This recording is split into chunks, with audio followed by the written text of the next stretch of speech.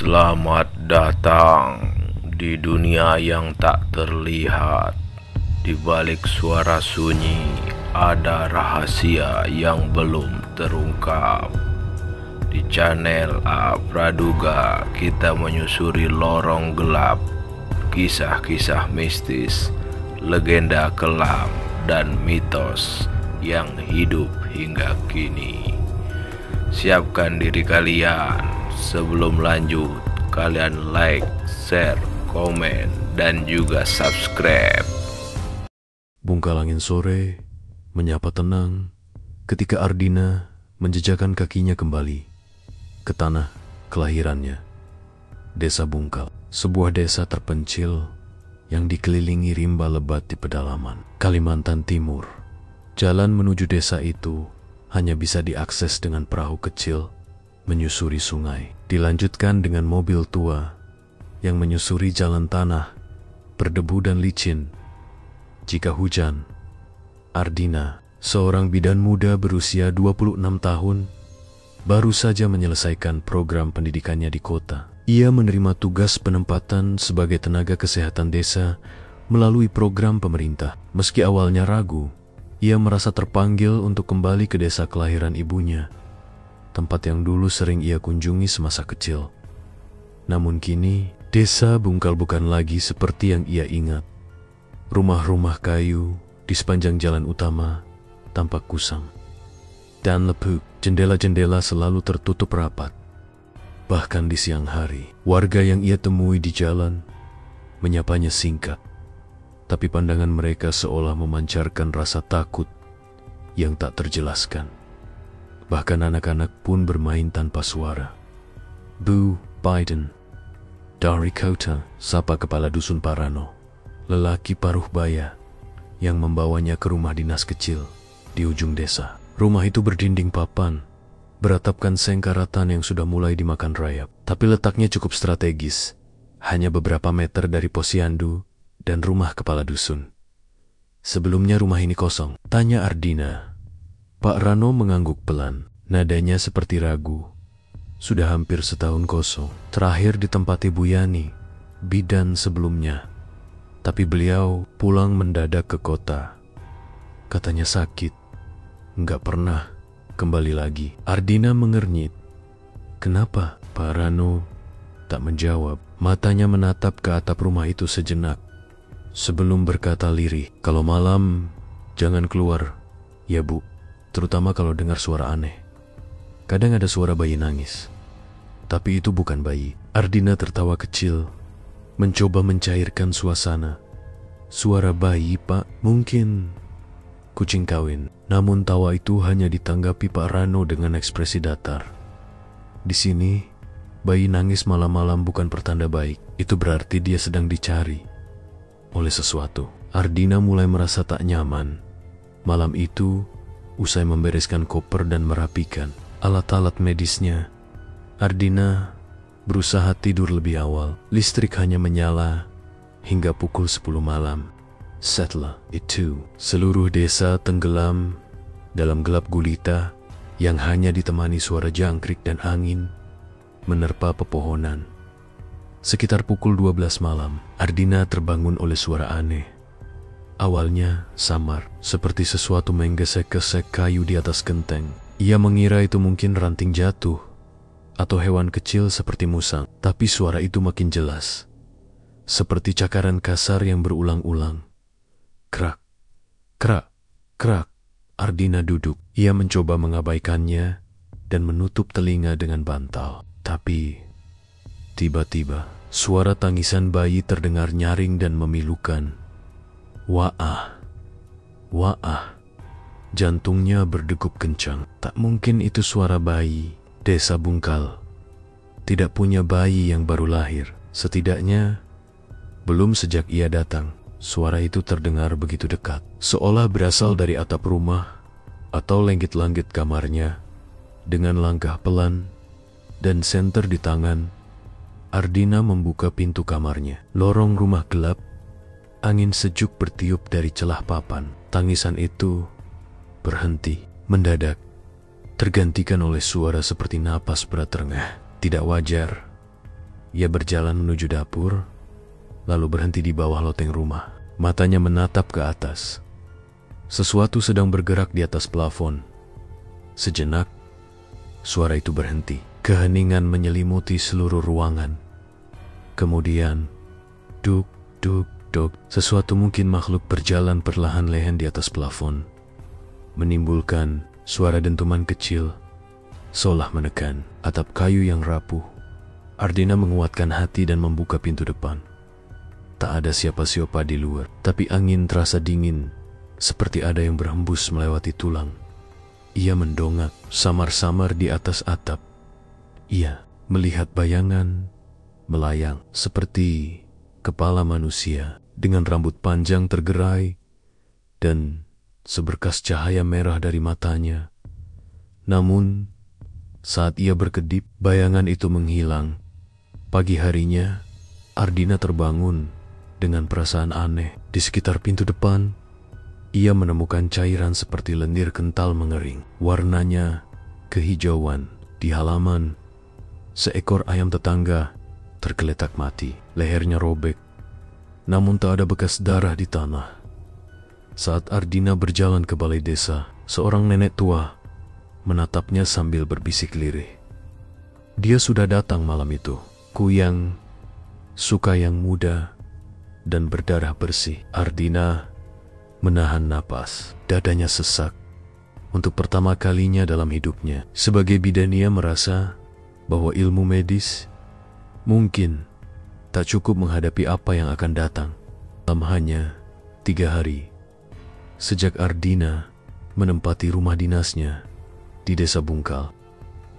Tapi hari-harinya sudah penuh gangguan dan malam-malam Nia makin mencekam. Ia mencatat bahwa suara cakaran di atas genteng serta suara tangisan bayi menjadi lebih sering terdengar.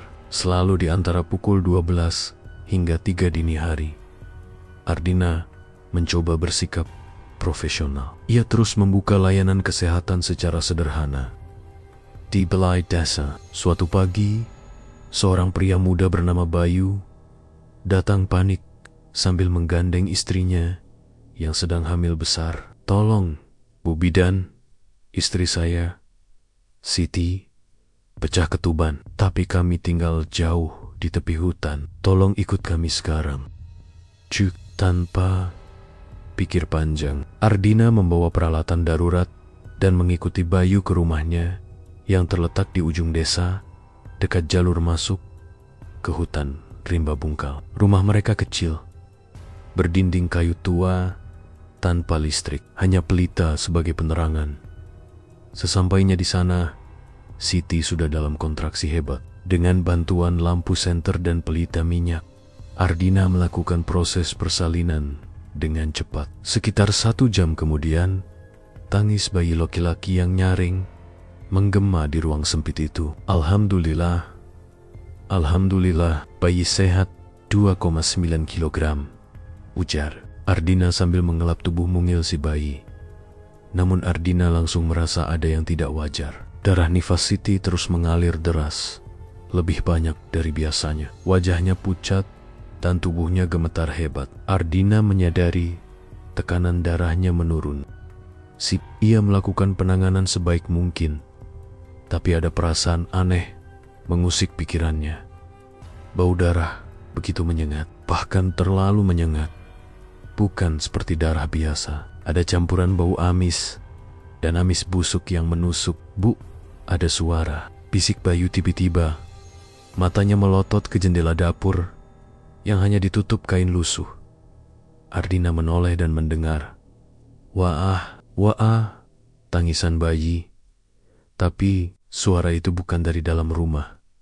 Itu dari atas rumah, dari genteng. Tangisan itu lalu disusul suara gesekan kayu yang menyeramkan. Lalu terdengar celetak, seperti kaki binatang menghentak atap. Namun ritmenya tak wajar, terlalu berat dan lambat. Seolah yang berjalan bukan kaki biasa, tapi sesuatu yang menggantung dan berayun. "Bayu, tutup jendela, padamkan lampu," perintah Ardina setengah berbisik. Mereka segera merapatkan semua kain dan pelita dipadamkan. Hanya suara napas mereka yang terdengar. Bayi Siti mulai menangis keras. Lalu ada suara mengetuk, ketuk, ketuk, ketuk dari langit-langit rumah. Bukan dari pintu, tapi dari atas plafon. Seolah makhluk itu tahu posisi mereka di dalam rumah. Tutup mulut anak itu, bisik Bayu. Dia mencium darahnya. Ardina makin merinding. Ia akhirnya sadar, ini bukan hanya mitos. Kuyang itu nyata. Dan ia sedang mengincar bayi yang baru lahir dan darah nifas ibunya. Pelan-pelan Ardina mengoleskan minyak kayu putih bercampur daun bidara ke tubuh bayi dan ibu. Minyak itu pemberian nenek Lami yang katanya bisa mengelabui indera penciuman makhluk halus. Namun tak lama setelah itu, terdengar jeritan dari atap, melengking seperti campuran suara perempuan dan binatang sekarat. Threreria. Lalu, brok, sebuah benda berat jatuh dari genteng ke halaman. Bayu memberanikan diri mengintip lewat celah papan. Ia mendadak mundur dengan tubuh gemetar. Bu, itu kepala manusia. Ardina ikut mengintip. Di bawah cahaya bulan yang samar, ia melihat sesosok kepala manusia dengan rambut panjang tergerai, usus menggantung seperti ekor ular, terbang melayang pelan, matanya merah menyala, lidahnya menjulur panjang, menjilat-jilat ke udara, seperti sedang mencium aroma mangsanya. Itu Kuyang, makhluk mitologi Kalimantan, perempuan yang mengamalkan ilmu hitam untuk keabadian. Ia bisa memisahkan kepala dari tubuh, dan di malam hari, ia mencari darah bayi, darah nifas, atau darah orang sakit untuk disantap. Bayi dalam pelukan Ardina menangis semakin keras. Kuyang itu berputar sekali di atas atap, lalu menghilang dengan kecepatan luar biasa ke arah hutan. Pagi harinya, Bayu menemukan ayam peliharaan mereka mati tanpa darah. Lehernya seperti dipotong rapi, dan lantai beranda rumah dipenuhi lendir kehijauan yang lengket. Bekas jakaran terlihat di daun pine tree, dan sisa rambut panjang menggantung di salah satu bilah genteng rusak. Siti belum sadar penuh. Ia hanya menggumam lirih di tempat tidur. Ada yang menjilati perutku. Aku merasa dingin dan berat. Dia mau bayiku. Ardina kembali ke rumah dinasnya dengan tubuh lelah dan pikiran kacau. Ia tahu malam itu bukan mimpi. Sendiri, makhluk legenda yang sering disebut orang desa dengan ketakutan. Kini, Ardina tak lagi bisa menyangkal. Desa Bungkal menyimpan rahasia kelam, dan kelahiran seorang bayi mungkin adalah panggilan makan malam bagi makhluk-makhluk dari kegelapan.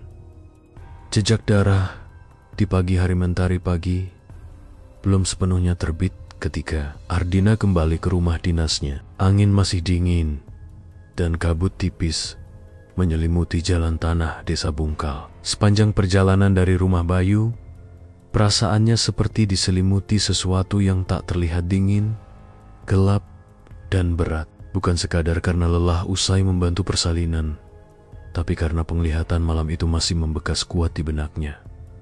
Kuyang itu nyata, bukan mitos, bukan cerita nenek-nenek untuk menakuti anak kecil. Ia melihatnya langsung makhluk kepelat, melayang dengan isi perut menjuntai, mata merah menyala, dan tawa menyerupai jeritan.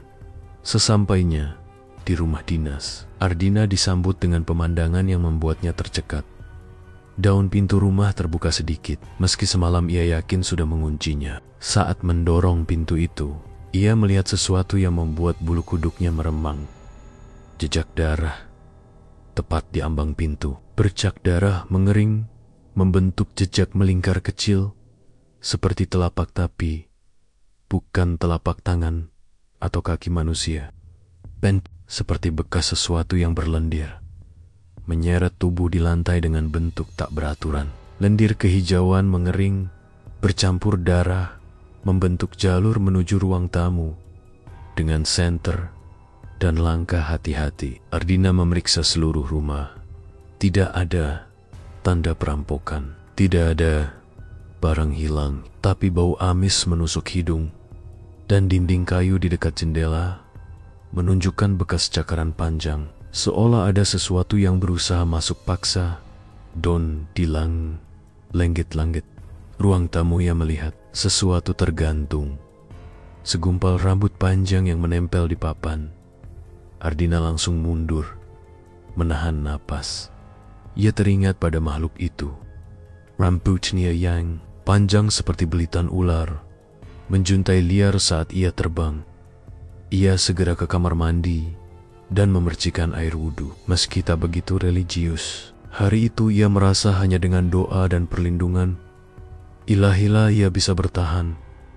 Siangnya, Ardina memutuskan untuk mengunjungi Nenek Lami, seorang dukun tua yang tinggal agak terpisah di tepi hutan. Nenek ini dikenal warga sebagai penjaga adat lama yang paham ilmu pengobatan tradisional dan ilmu gaib yang diturunkan secara turun-temurun saat tiba di gubuk kayu Nenek Lami. Wanita tua itu seakan sudah menunggunya. Tanpa ditanya, ayam secangkir air rebusan akar dan sebuah botol kecil berisi minyak hitam pekat. Kau sudah melihatnya kan?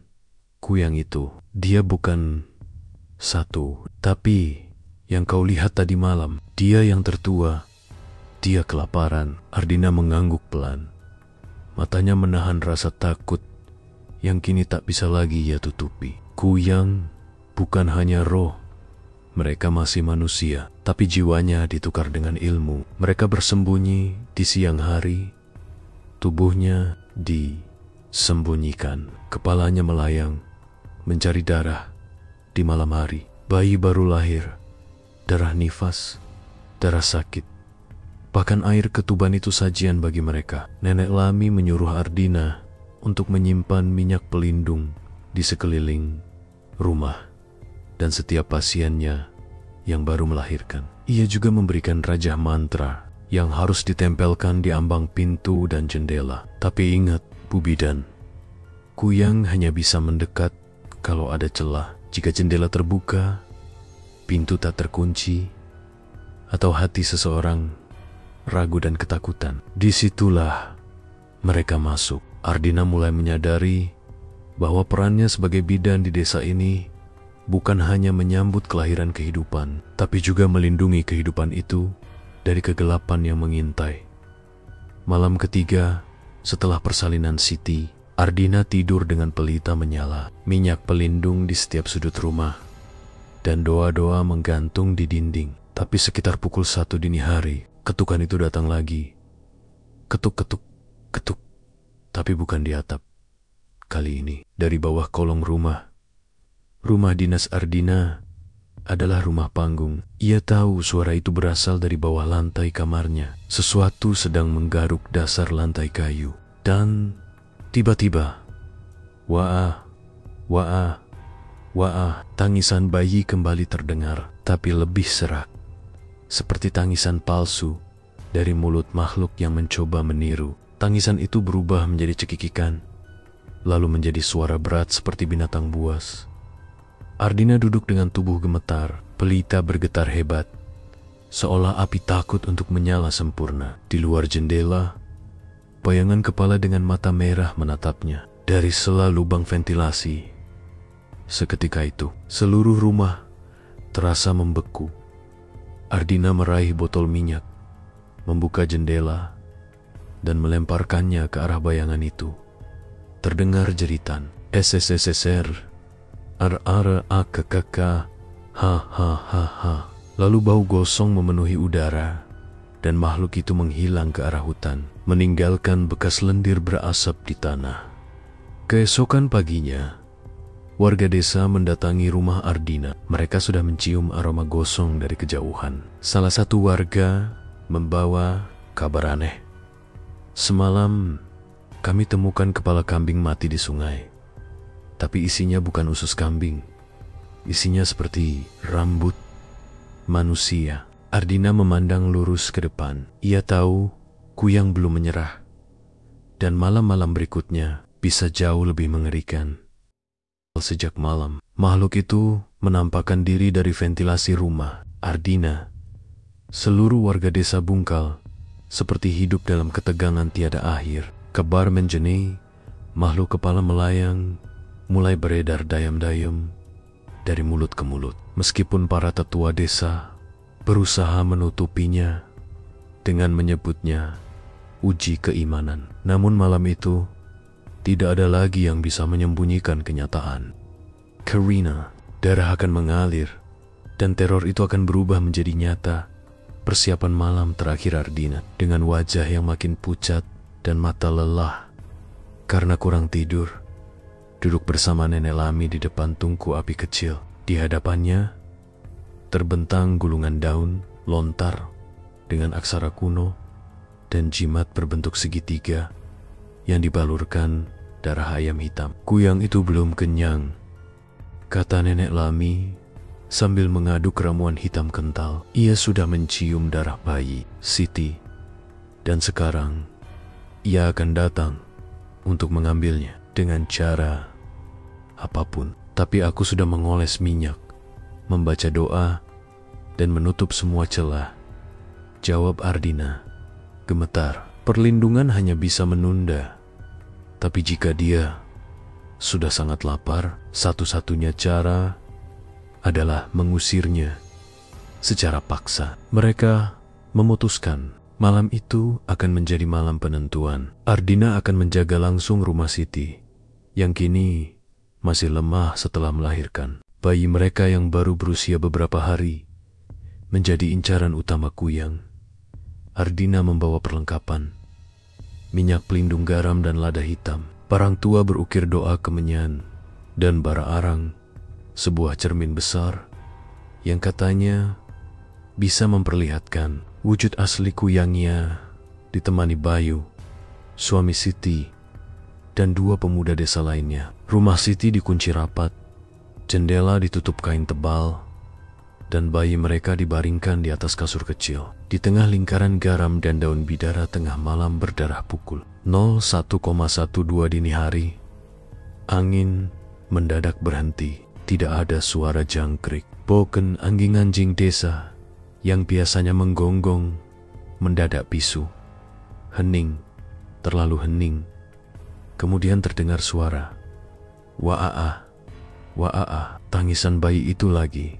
Tapi kali ini bukan dari dalam rumah. Tangisan itu berasal dari atap rumah. Bayu menoleh pada Ardina dengan wajah pucat. Itu bukan anak saya, Bu.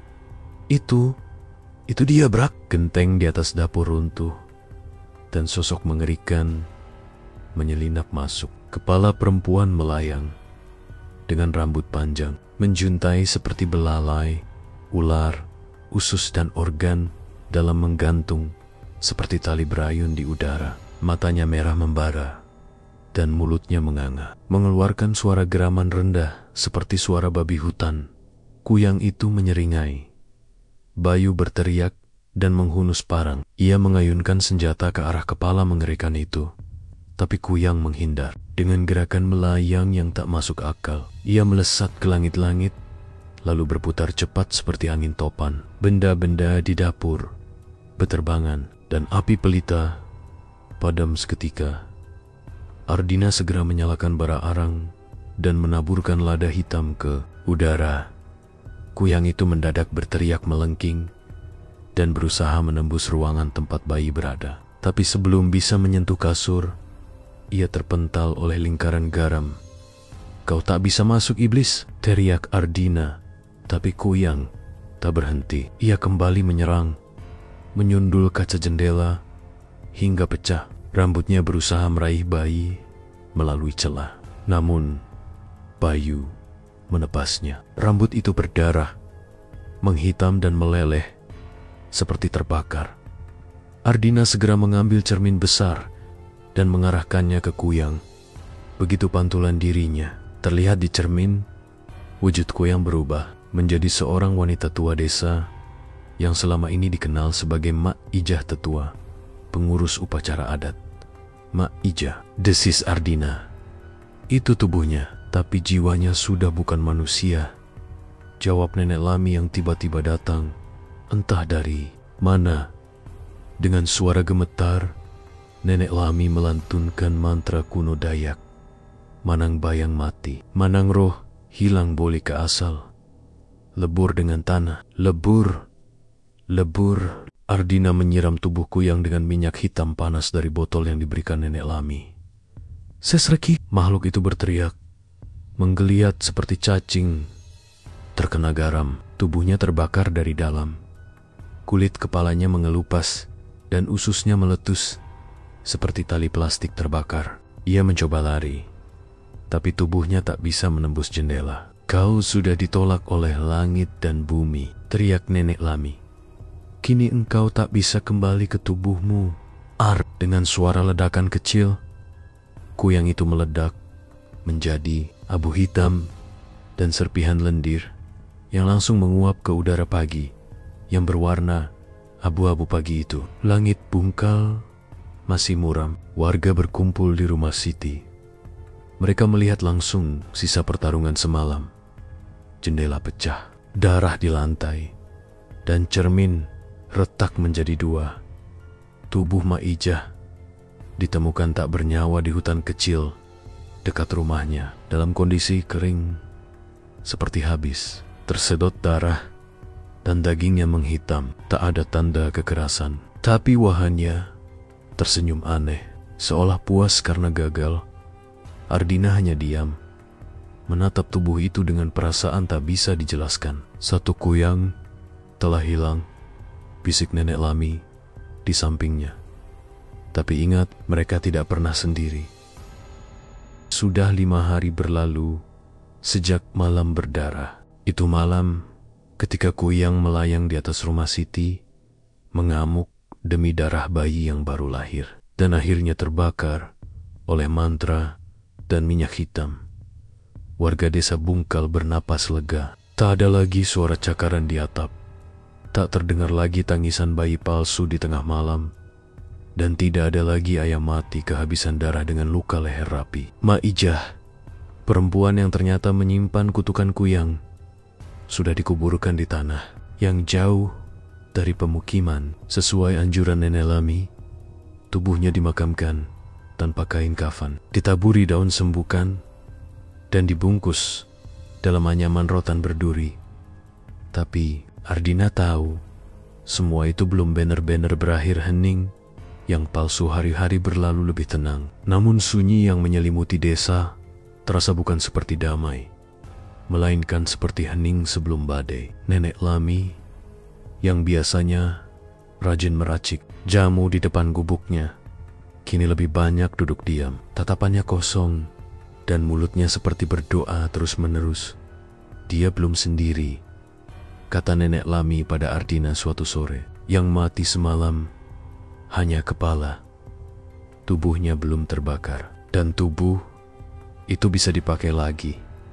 Ardina menelan ludah. Tubuh Kuyang, bagaimana mungkin? Nenek Lami menjelaskan bahwa Kuang sebutan asli Kuyang dari bahasa Dayak bisa berpindah. Roh, jika tubuh asal mereka belum benar-benar hancur, maka roh Kuyang akan mencari perempuan lain untuk ditempeli. Ia bisa berpindah ke tubuh siapa saja yang sedang lemah, sakit, atau bahkan sedang mengandung malam-malam yang menyesatkan.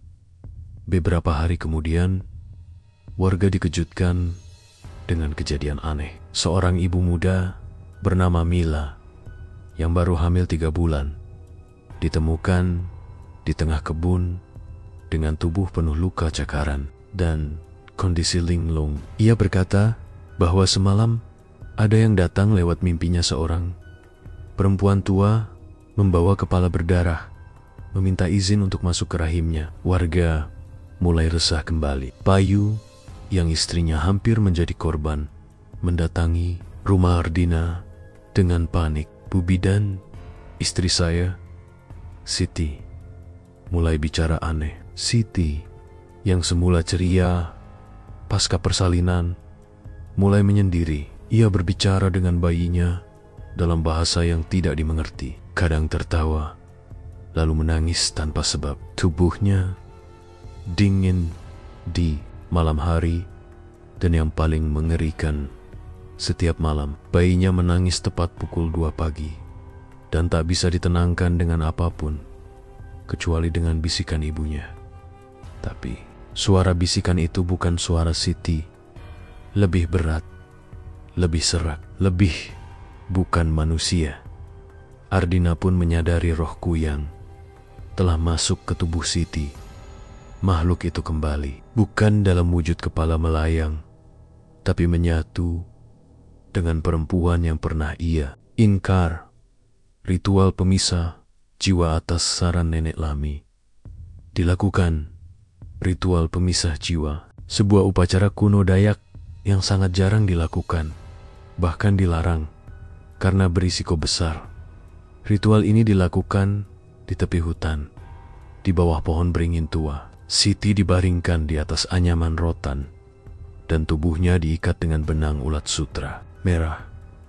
Di sekelilingnya ditempatkan 4 ayam hitam, 1 di tiap penjuru mata angin, bara arang dibakar, dan dupa dari kulit kayu ulin disulut. Ardina memegang bayi Siti di luar lingkaran. Bayi itu menangis keras saat ritual dimulai. Nenek Lami mulai membaca mantra panjang, memanggil roh penjaga tanah dan penguasa udara malam. Langit yang semula cerah mendadak mendung, dan angin mulai berhembus kencang.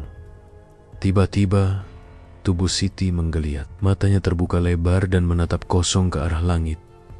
Ia tertawa, tapi bukan tawanya. Suara tawa itu serak, licik, dan menggema. Kau pikir bisa mengusirku? Aku sudah menyatu. Ini tubuhku sekarang. Nenek Lami meneriakkan mantra terakhir, lalu mengorbankan 1 ayam hitam. Darahnya disiramkan ke dada Siti. Tubuh Siti kejang hebat. Lalu asap hitam keluar dari mulutnya, membentuk wajah Maija, memekik dan menghilang ke langit. Siti pingsan, hening. Ardina memeluk bayi itu erat. Pagi, setelah kegelapan matahari akhirnya terbit. Perlahan, suasana desa Bungkal mulai pulih. Siti sadar dengan kesadaran utuh. Ia menangis memeluk bayinya, dan suaminya tak ingat apapun. Sejak malam persalinan, warga desa kini lebih waspada. Mereka menutup ventilasi, menempelkan rajah di pintu dan jendela, dan menyalakan pelita setiap malam. Namun, bagi Ardina, ketakutan itu tak akan pernah benar-benar hilang. Epilog. Suara dari langit-langit beberapa minggu kemudian, Ardina mulai berkemas. Ia mendapat surat pindah tugas ke kota. Sebelum meninggalkan desa, ia mengunjungi rumah Siti untuk berpamitan. Saat menunggu Bayu menyiapkan teh, Ardina menggoda si bayi yang sudah lebih sehat dan ceria. Namun saat ia bermain-main dengan bayi itu, matanya terarah ke lenggit-lenggit rumah. Di antara celah kayu, ia melihat bekas goresan lama dan sesuatu yang sangat kecil tapi familiar. Segumpal rambut hitam, halus, menggantung diam. Tak ada angin, tak ada suara, tapi dalam hatinya Ardina tahu Kuyang tak pernah benar-benar pergi.